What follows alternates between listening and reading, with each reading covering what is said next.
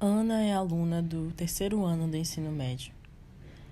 Desde cedo ela sabia que sua paixão era a sociologia, mas o impasse sempre a acometera. Ela sabia que o ramo social, ao menos no país, não era bem remunerado, não era valorizado, não era algo fácil. Ao mesmo tempo, ela poderia optar por medicina, por exemplo, um ramo tido como muito bem remunerado, e muitos diriam para ela que ela seria mais bem-sucedida desse jeito. Mas o que seria uma pessoa bem-sucedida? Aquela que ganha bem financeiramente ou aquela com propósito? Primeiramente, nós precisamos entender o conceito de trabalho e qual o contexto que ele surgiu. A palavra trabalho, ela originalmente vem do latim em uma junção de duas palavras, tri e palio. Tri significando três e palio, paus. Era basicamente uma forma de dizer e de explicar a tortura que acontecia nas classes menos abastadas. Da mesma forma, nós trazemos esse contexto para a ordinalidade.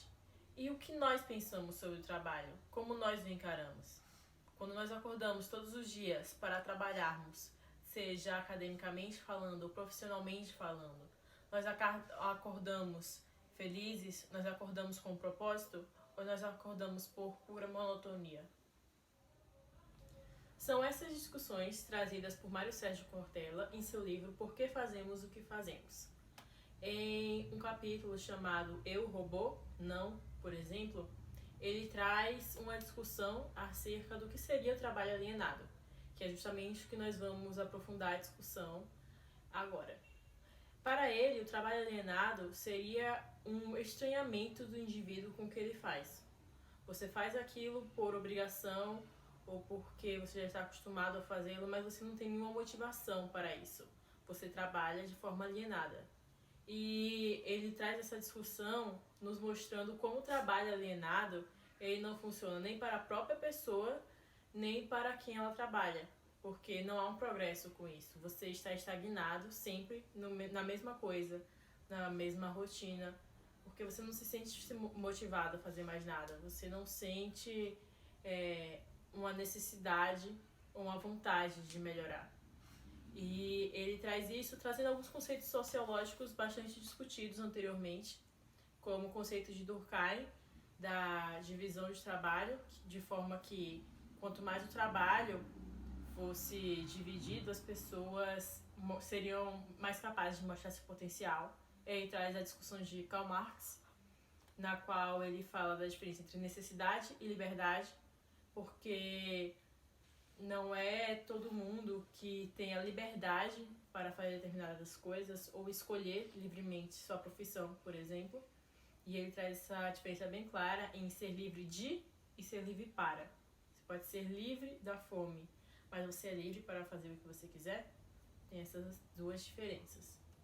Mas um conceito interessante trazido por Cortella é que rotina não necessariamente significa alienação. Ele traz essa diferenciação muito clara entre rotina e monotonia. Você pode ter uma rotina na qual, por exemplo, você estuda e se dedica todos os dias, que é, trazendo para um exemplo prático, por exemplo, estudantes do terceiro ano do ensino médio que estudam para o vestibular. Eles têm uma rotina todos os dias e eles aprendem mais a cada dia, teoricamente. Então, não necessariamente uma rotina te faz alienado, mas o que você faz a partir dessa rotina determina se você está progredindo ou se alienando.